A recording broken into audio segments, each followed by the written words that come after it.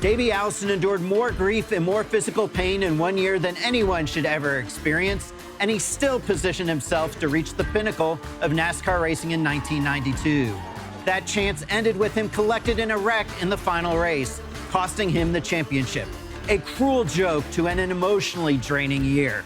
He had lost his grandfather to cancer. He had lost his brother to the high speeds of Michigan International Speedway. He suffered injuries following crashes at Bristol, Martinsville, Charlotte, and Pocono. He Velcroed his glove to the shifter just to start a race at Talladega.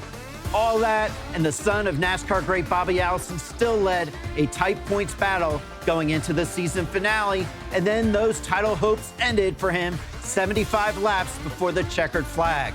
No championship. His devastated wife, Liz, couldn't believe it. It was more of, are you kidding? Like, how can this happen after this year? And I was so worried about seeing Davey and his disappointment. He was at peace. He was, I think he felt like, at least what he communicated was, I'll have more chances to win.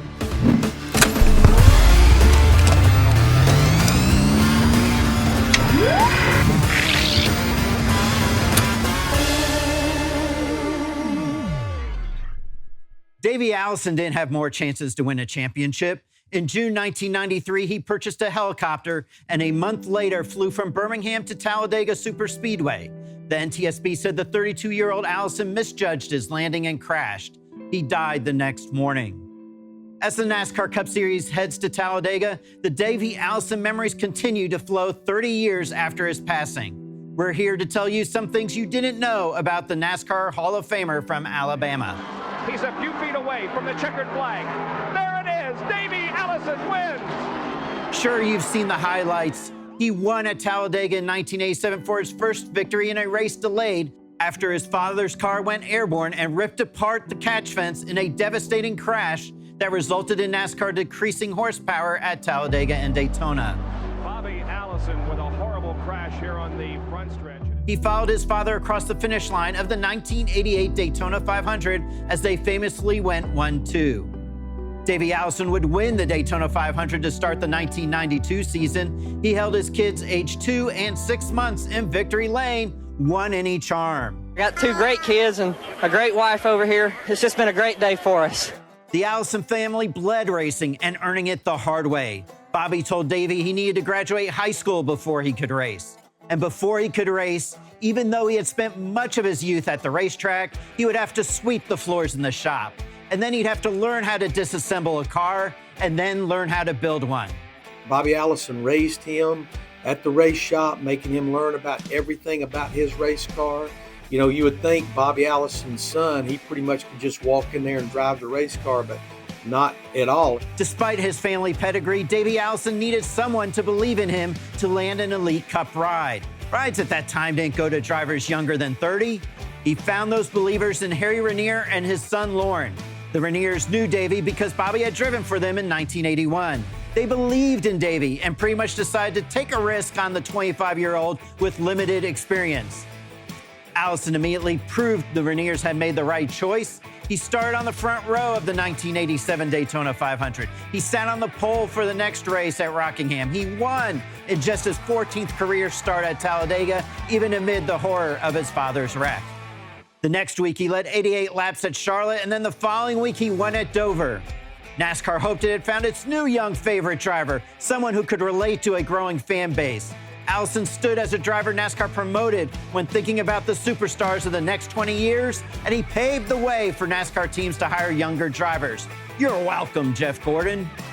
Lauren Raniere told me that Davey's popularity in the garage stemmed from him seeing how his father navigated the racing world, both the good and the bad. Allison sought out churches on the road to attend Mass on the weekend. He would go with his family or by himself, and sometimes others would join him, such as Larry McReynolds, who would eventually crew chief for Allison. McReynolds learned about his driver soon after starting to work with him early in the 1991 season. He was a very determined person. He was a very confident person. I found out early, if I just gave him what he wanted to do with that race car, he'd somehow, and I think this is just more of the Allison in him, he would somehow figure out how to make it work and how to make it successful. McReynolds and Allison won 5 races in 1991 and finished 3rd in the standings, setting up a 1992 championship quest. No one could predict what type of journey awaited. Allison opened 1992 with the win in the Daytona 500. He won at North Wilkesboro and again at Talladega for 3 victories in the first 9 races. He followed the Talladega triumph by capturing the All-Star race, but he never even made it to victory lane as he won it while crashing with Kyle Petty. Allison went straight to the hospital with a bruised leg and a concussion, his 3rd major accident of the season, as he suffered neck, rib, and back injuries from a wreck at Bristol and also was roughed up at Martinsville. Despite rattling off top 5s and top 10s, the season would continue to test Allison both physically and mentally. At Pocono in July, Allison experienced another devastating crash, and returning to the track wouldn't come so easy. With a broken collarbone and wrist, he never should have even competed the following week at Talladega, but somehow he convinced NASCAR to let him start.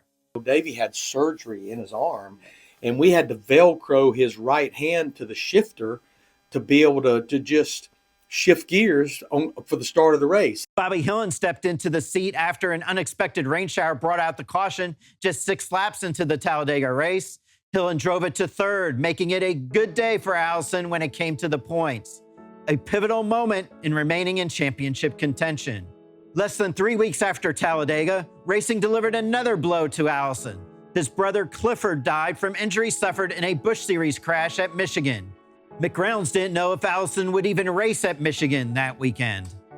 Robert and I finally got in touch with Davey and said, look, what do you want to do? Do you want us to get somebody to get up here and practice and qualify this car? And he stopped Robert Yates and I dead in our tracks. He said, let me tell you something. I have a hole in me right now with losing my brother that burns when the wind blows. But he said, I'm here to do a job. I'm going to go out there and do this job tomorrow, Saturday. And you know what? We're going to win this race on Sunday. And then we'll go back to Hueytown, Alabama and take care of business, bury my brother. That's just the Allison way. Allison finished 5th in that Michigan race and remained 2nd in the points, a spot he held all the way until the next to last race when a win at Phoenix lifted him atop the point standings. In one of the most famous season finales in NASCAR history, 5 drivers had a shot at the title. Allison led Alan Kulwicki by 30 points and Bill Elliott by 40. Harry Gant sat 97 points behind, Kyle Petty 98, and Mark Martin 113. Cruising and in position to win the title with 75 laps remaining, Allison suddenly saw his championship hopes vanish when Ernie Irvan spun and collected Allison in the process. In his post-race interview and other comments going into the next season, Allison seemed to take it all in stride. Allison figured he would have other opportunities, but he also knew he had given it his all. He had experienced the cruelty of the sport in a racing family, so he knew that you lost more championships than you won. He didn't make a mistake that cost him in that last race, and considering what he had lived through all year, not winning a title maybe didn't seem like the end of the world. Just look at our performance on the racetrack. We would win one week, we would wreck one week. We would win one week, we would wreck one week. And at the All-Star race, we figured out how to do both on the same night in the same race. Allison's life ended in tragedy at a racetrack, but not on the racetrack. I lived in such fear of the race car and what, life would be like. And we couldn't live without him and our lives and so on and so forth. And, looking forward, 1993, the race car obviously he was going to Talladega, but he was in a helicopter, and I was more focused on the race car. An estimated 4,000 people attended the wake as Allison's death had Alabama mourning one of its favorite athletes. His family and friends and fans will remember a fierce competitor who remained disciplined to the point he would eat spaghetti and meatballs the night before every race. He could get angry when a driver pushed his buttons, but he had a silly and fun side, so much so that he could make McReynolds laugh on the radio. The stories and memories of Davey Allison elicit smiles and still have the garage buzzing about one of the sport's favorite drivers. More often than not, he was just a goofy, kind of a little bit nerdy kid, from Alabama that just happened to drive the hell out of a race car. I got the easy job. I get to sit out there and steer this great driving race car.